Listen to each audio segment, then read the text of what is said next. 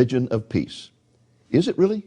Our special guest today was a professor of Islamic history at Al-Azhaar University in Cairo, Egypt. He says that the history of Islam is a river of blood.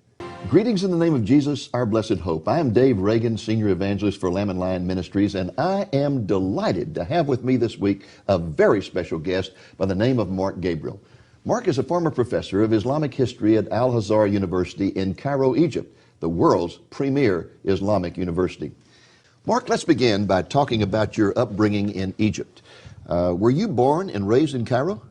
No, actually I was born in south part of Egypt, and my family was moved to Cairo when I was almost 14 years old. Oh, when Yes. you were 14? Yes. Okay. Were your parents strict Muslims?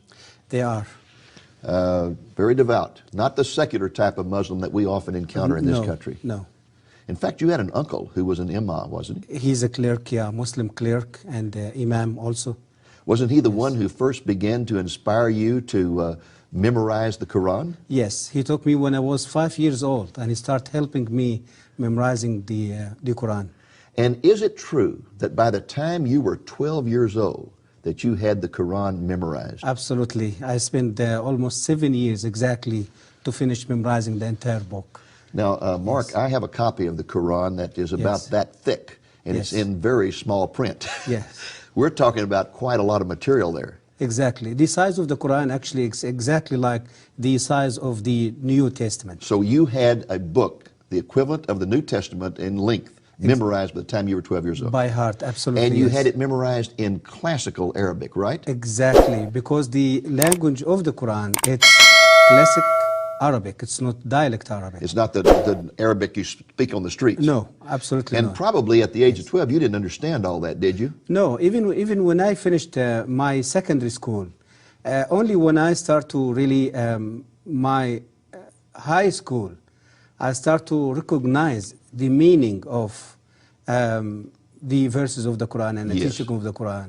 But it was a development, you see, from the time I finished the Quran when I was 12 years old till I finished my bachelor degree.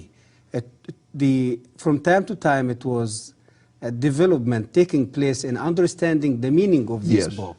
But when I finished my bachelor degree, I was already have the proper understanding of the meaning of this book. Now, why was it important for you to memorize the Quran as a child? Why did anybody put any importance on that? Is that something important in Islamic society? This is actually, it came as culture. Mainly, it's Islamic culture. And it wasn't just from the past 10 years or 50 years. It's from the very early time, the first century of Islam. Muslims start to take care of giving the Quran from generation to generation. I see. By memorizing the book by heart. Okay. Yes. Now, were you ever exposed to any Christians while you were growing up, either missionaries or Coptic Christians, the basic Christianity of Egypt? Absolutely. I saw Christians living in my neighborhood, living in my country, Egypt, as minority. But the things that Christianity in Egypt didn't have really the power to influence Muslims.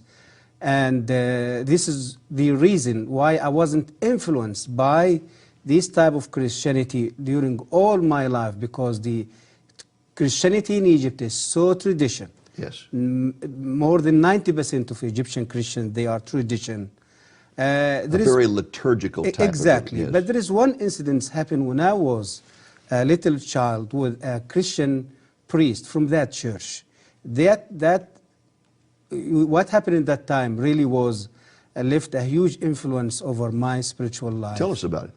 I was really become very upset and very angry, you see, of Christians and the Jews because of the teaching I started to receive every day in my school, especially when I was in my secondary school at Al-Azhaar Islamic Institute. So one day I decided really to fire the Christians, and so I find a Christian priest in that church was using the road outside of my house, going from his place to his monastery every day.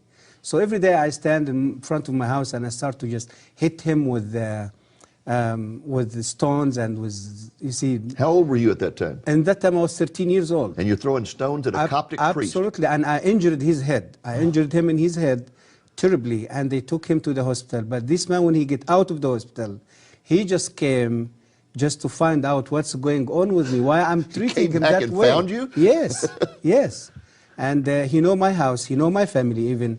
So anyway, this man, he didn't came to revenge or to treat me in the same way, but he came to advise me that there is a fire inside me, and that fire is going to burn me before burning others. Wow. So, and he came to show me, or to tell me that he forgive me. Even I injured him and I caused big injury to him. He just came to show me that he loves me, he forgive me, and he said there is no reason for you to hate me or to treat me that way. That really impressed you, didn't it? Absolutely. Was really influenced my spiritual life even when I grow up and I become one of the best students in my university. Now, you were basically sitting on top of the world as a person who was a professor of Islamic history at Al-Azhaar University. You were also a Muslim imam at Yes. a mosque in Giza, right? Yes, Giza city, yes. I mean, you had all the prestige in the world, and yet one day you made a comment. I think I had it marked here. It's in your latest book, Jesus and Muhammad. You were a person who questioned things, and you were told at the university, you don't question. You were told that. Exactly. You don't question. And you kept questioning. And one day in a conversation with colleagues, you made this statement. We say the Quran is directly from Allah, but I doubt it. I see in it the thoughts of man and not the words of God. Absolutely. And the moment those words came out of your mouth, you knew your fate was sealed, right? Absolutely. What happened that night? This was happened in a meeting between me and other professors from the university, and they just met with me and they discussed what is going on and what they heard from the student. They was think that I've been under pressure of foreigner influence or Christian influence, or so they just want to find out why I'm doubting Islam, why I'm just so. And I said that this statement to them. And then what happened that night? They become very upset. They kicked me out of the university. They fired me. The university fired me. And in the same day, in evening time, I was kidnapped by Egyptian secret police because they accused me that I convert from Islam. What happened to you after that arrest? They put me in the little cell in the headquarters of Egyptian Secret Service in the middle or the center of Cairo. They put me for 3 days with no food, with no water, and in the 4th day they start to interrogate me. They took me to one of the offices, maybe it's in the 6th or the 7th floors, and interrogating me during a day. And that 4th day they start giving me food and water, and because they want to stimulate me and just want to get information that they can. And they find out during the day they cannot just get what they're looking for. And they start interrogating me during the evening time. So the evening time, it was the time of torture. With cigarette, they burned me with cigarette in different places in my body. And you can see here in my hand. They beat me. They put me in cold water. They put me in a little in a tank full, you see, filled with water, and they put hungry rats inside that tank, and they put me inside the tank. So you had rats for crawling over you all night? Whole night, and the rats just swimming over the water, you see, around my head. And did the rats bite you? No, at all. This is like Daniel in the lion's den. And the next day they took me out, and I was just surprised that I'm still alive, but I don't know what is the next. So, and after that they put me in a little cell with a vicious, hungry dog. And when they put me in a room and they closed the door, and I sit in the middle of the room, and I was thinking that I'm going to be beaten by the dog. Dog, it will eat me. It will. So, but I was surprised when I found the dog. It just came and sitting in my right-hand In side. fact, he licked you on the ear, didn't And he? he licked me in my ears. And They must have thought that you were Satan or something to have such power. they said that. They said that this is the human being or something else. They wasn't really, they believe that there is some spirit or some So at that point, unseen power. Yeah. didn't they decide to just turn you over to some guys in a cell and tell them that you had renounced Islam and let them kill you? Yeah, so this is the understanding that I've been questioned by professors at the university. I've been fired by the university. To them, mean this guy, he's just out of Islam now. He's convert now. In fact, they wanted to find out what missionary had converted you, didn't they? Exactly. And you hadn't been converted. Exactly. No, I have no idea about Christianity in that time. Yes. About Christ. I never even discussed Christianity. But automatically in Egypt, when someone decides to leave Islam, Yes.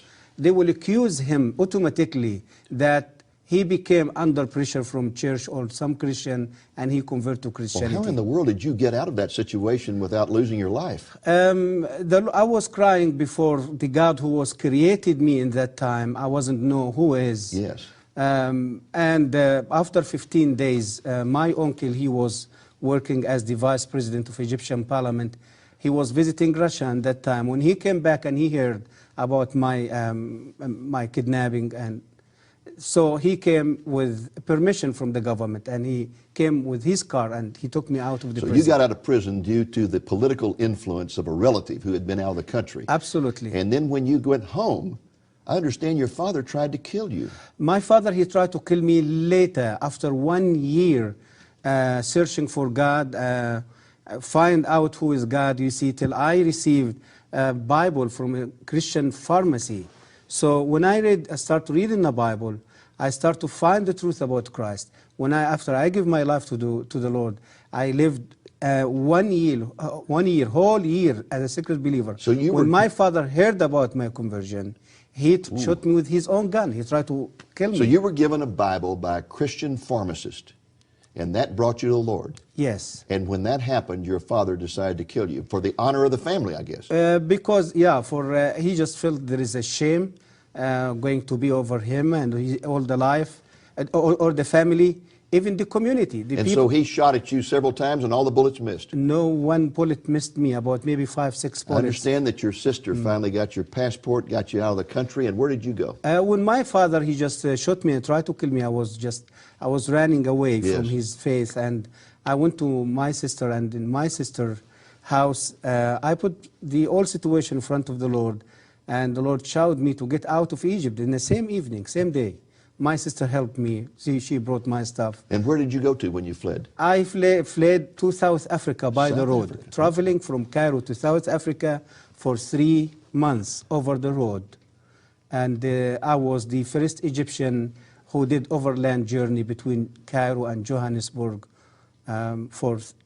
the trip take almost 3 months. Okay, and so then you get to South Africa, and did you meet some Christians there? Yes, in South Africa I met with many Christians, and many churches, they start to hear about my story because the public media in South Africa, they wrote articles and published articles about my story. And Is it true that assassins were sent to South Africa to kill you? Absolutely. In South Africa, especially after I wrote my first book in South Africa, and my activity became very well known, and Muslim community, they felt they threatened by my activity there, and by this book was released there in Johannesburg in 1996, and they tried to end my life there few times. This religion of peace, just because you question Islam, this religion of peace kidnaps you, tortures you, tries to kill you, and even sends assassins to kill you in South Africa. Yeah. That's some religion of peace, isn't it? Yeah, this is how the world really been deceived by the media, by the world media, the secular media, by Islam. It's not religion of peace. And tell us, when you arrived in South Africa, you said you met some Christian friends. In fact, I think you lived with a Christian family for a while. Yes. But let's just back up for a moment, because I know you became a Christian before you left Egypt. Egypt, yes. What appealed to you about Christianity? Before I met with Christ, I lived for 34 years under Islam, believing in Islam, serving Islam. learning about Islam, teaching about Islam. And I lived another year without faith after I find myself, I'm already out of Islam. So I lived for 35 years searching for peace, searching for the true God who is going to show me that He loves me more than anything in this world. Through the Quran, through the teaching of the Prophet of Islam, I was never experienced something like that. So when I get the Bible and from the doctor pharmacy, before I get the Bible, I lived for a whole year searching for God, asking myself who God can be. I had terrible headache. Every day go to the doctor pharmacy to get headache tablets. So, and finally she gave me the Bible and she gave me the headache tablets. I took the Bible in one hand and headache tablets in another hand. When I started reading the Bible, I met with the Lord Jesus Christ face to face through the Sermon of the Mountain in Matthew chapter 5, telling me about love. Love your enemy. Not kill your enemy. Not kill your enemy. So the word of the Bible, the word of Jesus Christ, and that evening came to me is just like a beautiful rain. And so you began to find the peace that had eluded you all those years. Exactly. For peace, forgiveness. I felt for the first time that my sins has been forgiven. Hallelujah. And I being justified already by the blood of Jesus. I was lived for 35 years with guilt. The guilt of my sin, the guilt of living as a lost person. I don't know who going to forgive my sin. I don't know who going to rescue me from the punishment of Allah. I do have no assurance that I can be in the right place, you see, Actually, to live the eternity. In Islam, you never really know for sure whether you're saved or not. Muhammad didn't know whether he was saved or not. Absolutely not. Isn't that something? Yes, this is true. Now, very quickly, we only have about 2 minutes in this segment. When you finally got to the United States, you were given religious asylum in this country. Yes. And you had a remarkable experience in Washington, D.C. when somebody said that there was a Muslim imam who was going to be speaking at a university. George Mason University. And you went to hear him speak. Yes. And what did you find out about I him? went there, I shocked, I found this man, he was a Baptist pastor from Texas. A Baptist pastor from Texas? Yeah, and he converted to Islam. And he now preaching, you see, for Islam in George Mason University and sharing his testimony. So, and after he finished his speech, he asked if there is anyone who has question to raise his hand. I find my hand, it was the first hand. So when I stood up, I did ask him, sir, when did you take that decision to leave Christianity to become Muslim? He said, 8 years. I said, oh, this is like myself. And my next question, since you convert to Islam and you left Christianity, did any church or any Christians order to kill you because the Bible said that the penalty of Christian apostasy is death? He said no. Did the FBI persecuted you here or arrested you here or tortured you here because you left Christianity to become a Muslim? He said no. I said to him, sir, I'm a human being like you. And I have the right to take a decision to change my religion or my faith like you. And I was a Muslim like you. I was an imam as you was a pastor. And I took the same decision you took. But the difference between me and you, that I was treated by Islam. I fired from my university. I kidnapped by the secret police. I've been tortured. I lost my family. I lost my country. And the sword of Islam is on my neck wherever I go. Why? Because the Quran said so. That the penalty of a Muslim apostasy, it's death. That is an incredible story. And in fact, folks, there's something about this particular story that he did not mention, and that is that when the man stopped speaking and asked for questions, he was the first to raise his hand, stood up, and first of all identified himself as a former professor of Islamic history at the university. And the imam was so impressed by that that he said, oh, honored professor, please come up here and take over the podium. And the next thing he knew, he was on the stage at the podium in charge of the whole meeting. Absolutely. And asking him questions. Yes. Isn't it amazing He how the was Lord shocked. works? Exactly. And showed immediately Yes. that the difference between Christianity and Islam, that he leaves Islam and everyone tries to kill him and kicks him out of his family. He leaves Christianity and none of that happens to him. And yet Islam's supposed to be the religion of peace. He's still enjoying his life in America. because of the freedom brought to this country through the Christian and the biblical principle. Yes. You know, the point that you made a few moments ago about no one in Islam knowing for sure whether they're ever saved or not, Yes. unless they die as a martyr. Yes. Then they have the assurance of salvation. Right? Absolutely, But this is true. otherwise, there's no assurance. Even, again, Muhammad did not know for sure whether he was saved or not. Yes. That's a horrible thing to think you're Yes. having to earn your salvation, and no matter how hard you work, Exactly. you still don't know. Exactly. You still don't know. Exactly, this is true. What a glorious thing it is that to encounter grace. Grace. Absolutely. I was questioning the doctor pharmacy was giving me the Bible after Muslims, fanatic in Egypt, attacking a Christian church. I was so upset. I was so little baby Christian. I did ask her, why people you can defend your church, you defend your people. What she said to me, she said to me, Mark, I want to say something to you. Our God, He is not in need for us to defend Him or to kill others to defend Him or to defend His church. Our God, He is strong enough to defend Himself, His name, and His people. Mark, most of our viewers have never read the Quran, and they don't know really how different it is from the Bible. So fill us in.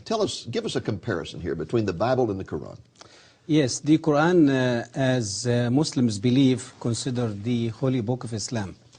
The size of the Quran, it's exactly like the size of the books of the New Testament.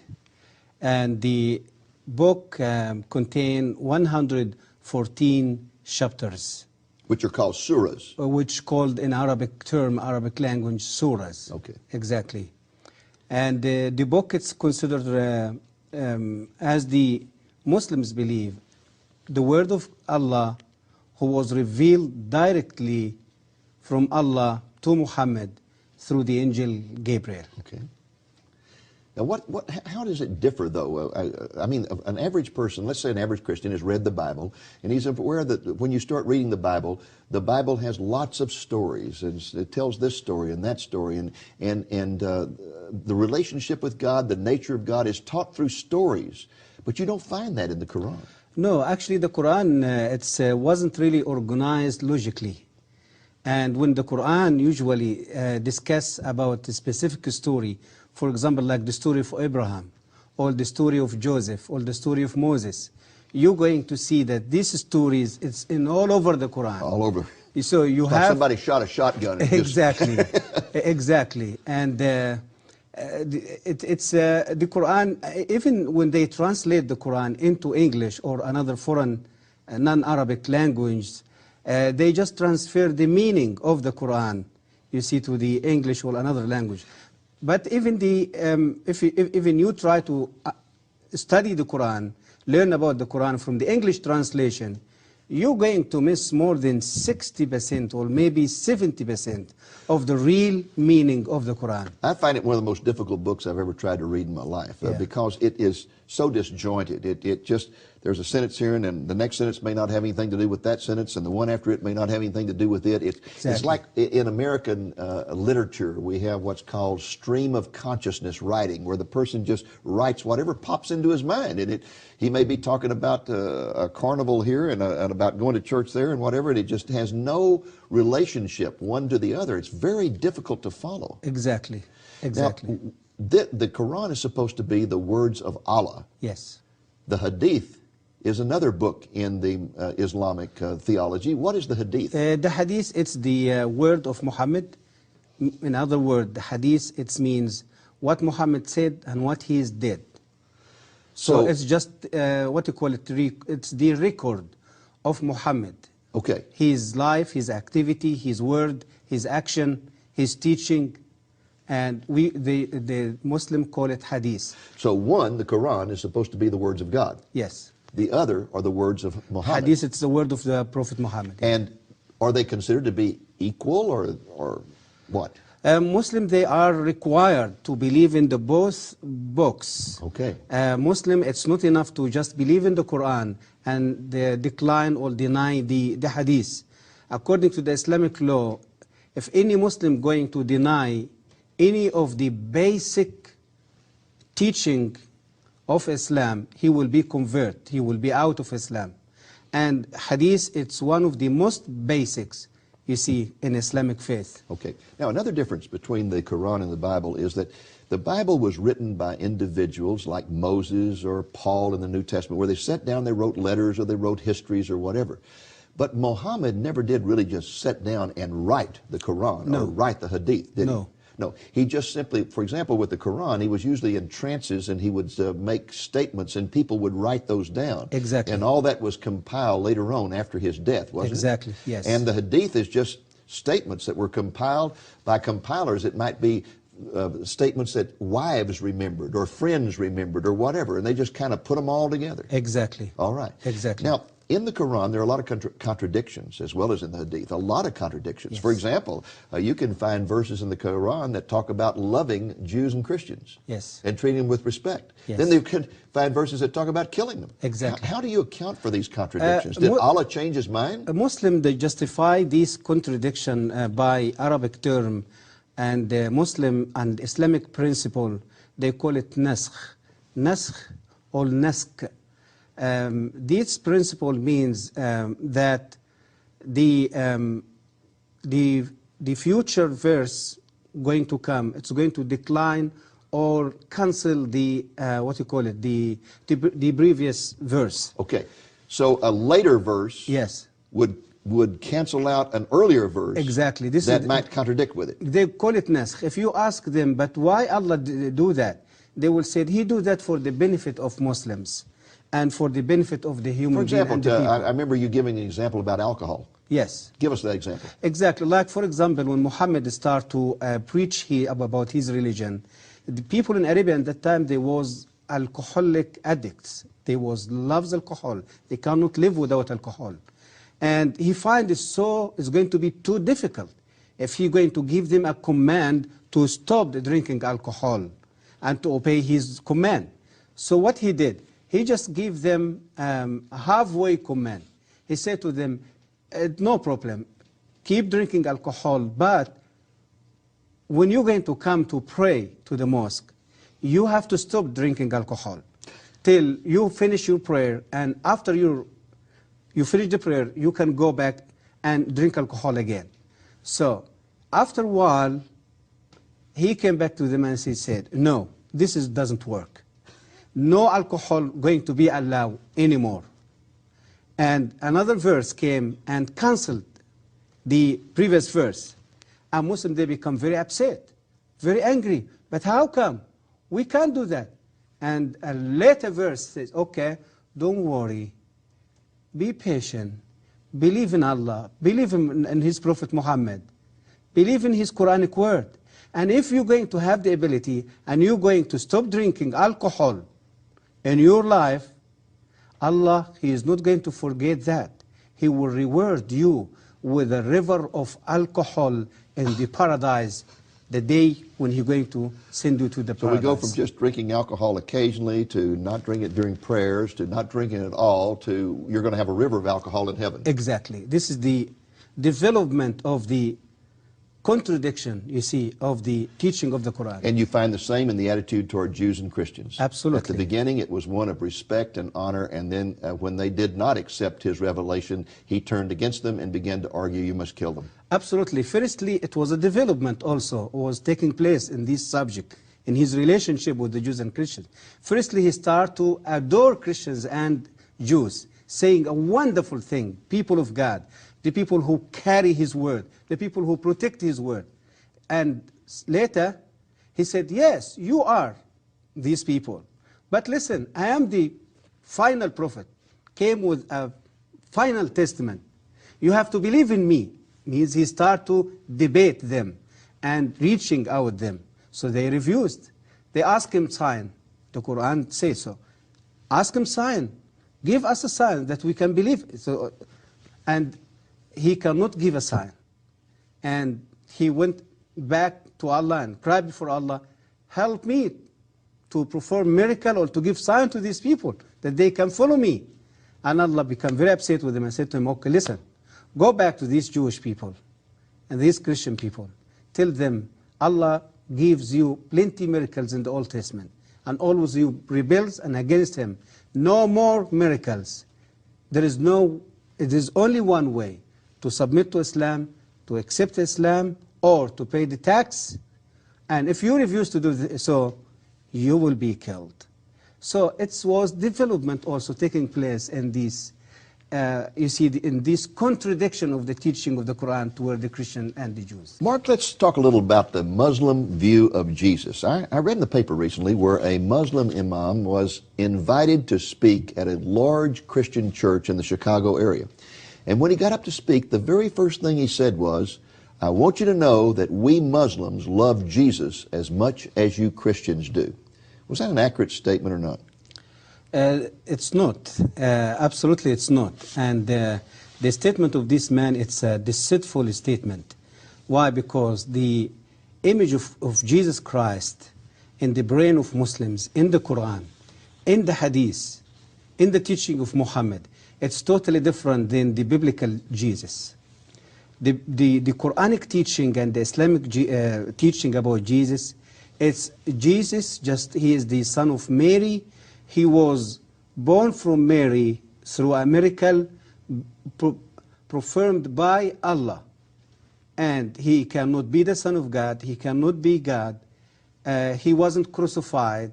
He wasn't shed his blood.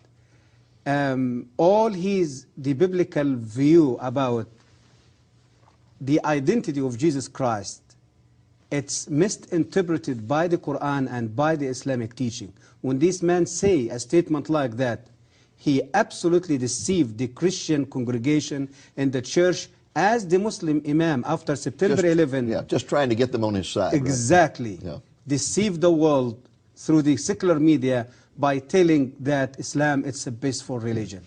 Now, same way. Let me make sure I understand this. They do believe in a miracle birth for Jesus. They do. But the Mary that they identify is really confused, because isn't the Mary, the mother of Jesus, identified in the Quran as Mary, the sister of Moses? Exactly. This is one Very of the confusing. historical mistakes in the Quran. Yeah, exactly. a lot of mistakes about Old Testament, because I get the impression that in his travels, Muhammad probably talked to a lot of Jews, a lot of Christians, got these stories, but got them all mixed up. Historical mistakes, linguistic mistakes. Yes. And as we talk about contradiction of the Quran, yes, we have to talk also about the mistakes, the historical, yes, okay. Now, to get back to Jesus for just a moment, so they view his birth as miraculous in some way or other, yes, although it's from the wrong person. Yes. And then the argument is that he was not God in the flesh, that he was basically just a great prophet, right? Yes, he considered one of the Uli al-Azm min al-Rusul, means the greatest prophets, okay, means Muhammad, Moses, Jesus, Abraham. So they consider him one of the greatest prophets. But Muhammad being the final and greatest of the prophets. He is the greatest and he's the final one. Okay. Now, did you say that they deny the crucifixion? They do crucify the yes. Does the Quran deny the crucifixion? Absolutely. Chapter number 4. Okay. Explain وَمَا قَتَلُوهُ وَمَا صَلَبُوهُ وَلَكِنْ شُبِّهَ لَهُمْ. So Jesus just died? No, he was never died. He was never crucified. When just the Jews tried to crucify him, Allah took him to heaven. Okay. And he's still alive in heaven. Now, do they believe that there will be a second coming of Jesus? They do believe about the second coming of Jesus, yes. Tell us but about that. The Islamic view about the second coming of Jesus, totally different than the biblical view. All what Islam talking about his second coming, he's going to do some things. One of these things, he's going to come and to kill all pigs around the world. Kill all pigs? All the pigs. Yes. Are you serious? Yes. سَيَقْتُلُ الْخِنْزِيرِ. This is the hadith, the word of Muhammad. Okay. Said so. And he's going to come to break the cross, any cross, wood cross. Break all crosses. All the crosses around the world. Okay. And he's going to stop the Giza, means stop collecting tax from Christians. Okay. So that they can still, and he's going to bring justice to the world. Okay. This is the only good point. He just picked it up from the Bible. Yes. But this is they view and they believe about his second coming. It's Now, Mark, unbelievable. your newest book is this one here called Jesus and Muhammad. This has just come out. The subtitle, Profound Differences and Surprising Similarities. Similarities. Let's start with Yes. those. There's some similarities between Jesus and Muhammad? There is some similarities, and it's funny similarities. You see, you will amaze when you hear about it. It's not similarities in the goodness of God. No, it's just a normal similarities like the way he grew up, the way he was acting when he was a little child. Like, for example, Islam speaks as Jesus, as the Bible told us about prophecy, prophesied about the coming Messiah. The Islamic side, they say there is prophecy, prophesied about the coming final prophet. Okay. When Jesus, he was a little boy and Yes. just go to the temple every time. Yes, and Simeon they prophesied over exactly, this, yeah. yes. Exactly. Simeon prophesied over him. There is another Arabian guy, his name Waraka bin Nawfal. It was the cousin of his first wife. Yes. They said he prophesied about his coming. Okay. About Jesus going to the temple and debating the Jewish Yes. religious leaders. Muhammad, he go to the center of the religious center of Mecca, called Al-Kaaba at that time, debating with religious people. Or you see the so there is some similarities like that. Jesus, it chose 12 disciples Yes. to spread his message. Muhammad, it chose 12 we can say friends, or 12 leaders to lead his army and his military in exporting Islam out of Arabia to So you're different really places. talking about some similarities that are not really all that significant. Exactly, But the yeah. contrasts are something else. And to get into those contrasts, tell us a story Very of the deeply. Muslim woman that you met in South Africa. Very deeply. Jesus Christ came to bring hope, to bring forgiveness, to bring peace and love. Muhammad came to bring revenge, hatred, lust, killing, bloodshed. It's a very obvious. Like, for example, Jesus Christ, as the Bible telling us in John chapter 8 about the woman who was committed adultery and brought to Yes. Jesus by the Jewish people. Jewish people, they knew at that time that this woman, according to the law of Moses, she will be stoned.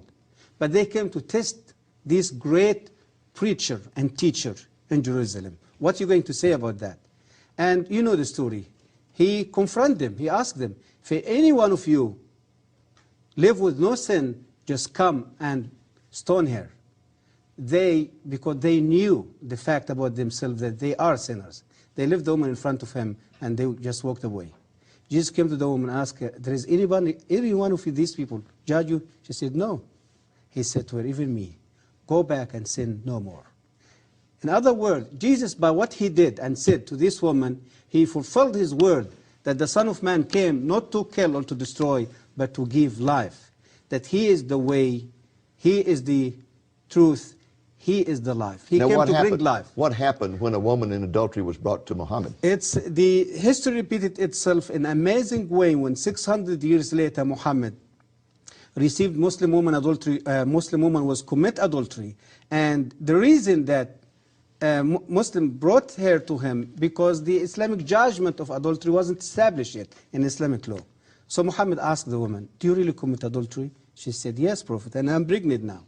And he asked her, fine, go back home, wait till you deliver your baby, and wait with your baby, nursing him or her, and for 2 years, and then bring your baby and come back to me. She did. She delivered the baby. She nursed the baby for 2 years. And she carried her baby, and she gave the baby a little piece of bread, you see, to eat it, just to show Muhammad that the baby, he can eat now. He is not in need for milk, for nursing anymore. When she came to him, Muhammad took the child from her, commanded his friend to dig a hole in the ground. They put her in hole, only her head was above the ground. They stoned her and killed her in front of her baby. Now, folks, let me tell you something very amazing about this. When Mark was in South Africa, he was living with a Christian family, and they invited him to go meet with a Muslim woman they had met who was living in abject poverty. And when he went in there, she was greatly honored when she found out he had been a professor at Al-Azhaar University. Oh, she was so honored. And she began to honor him. And he said, well, you don't understand. I'm not a Christian anymore. I mean, a Muslim anymore. I have become a Christian. Then she was astonished and upset. And she asked him why he would leave the Islamic religion, and he told her the story. He told her the story about Jesus and Muhammad. This story he just told you, he told us that story. And the woman began to weep and weep and weep. And he said, why are you sobbing? She said, I am that woman. I am that woman. I am living here in abject poverty because I committed adultery. My family's trying to kill me. I'm hiding out. I want Jesus. I don't want Muhammad. And through the telling of that story, she accepted Jesus. She accepted the Lord Jesus Christ. He delivered her baby. Her baby was baptized in Baptist Church. And we just praising the Lord for that. The whole book, Jesus and Muhammad, that tells stories about amazing parallels between the life of Muhammad and Jesus, where they had similar situations, and shows the difference in the way in which they responded to them. Mark, our time is almost up. We have just about 1 minute. Would you just look directly in the camera and talk to any Muslim who may be watching this program? What would you say to any Muslim? I would like to say to any Muslim man or woman in any place around the world, Islam will not give you peace. Muhammad will never lead you to a right way to connect with God and to experience His love, His forgiveness, His peace. There is only Jesus Christ can give you the peace in your life, can forgive your sin, because He is the Lord of Lords, He is the Prince of Peace, He is the forgiver. He the one came to tell us about the secret of heaven. He is the one came to connect us with the God Father. Muslims, man or woman, please think carefully about your life first, the condition where you live under.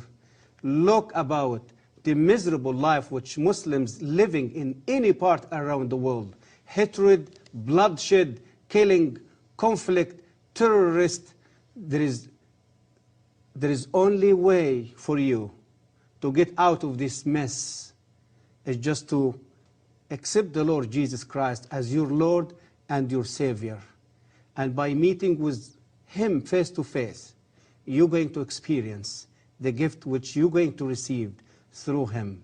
Your sin will be forgiven, your heart will fill with love, and you're going to experience the forgiveness, and you're going to feel and experience the freedom from sin and from the bondage of Satan. And you're going to find your way to God, and you're going to find you are in the right place. I pray for you, and the power of my Lord Jesus Christ, able to reach your heart in the same way He did with me.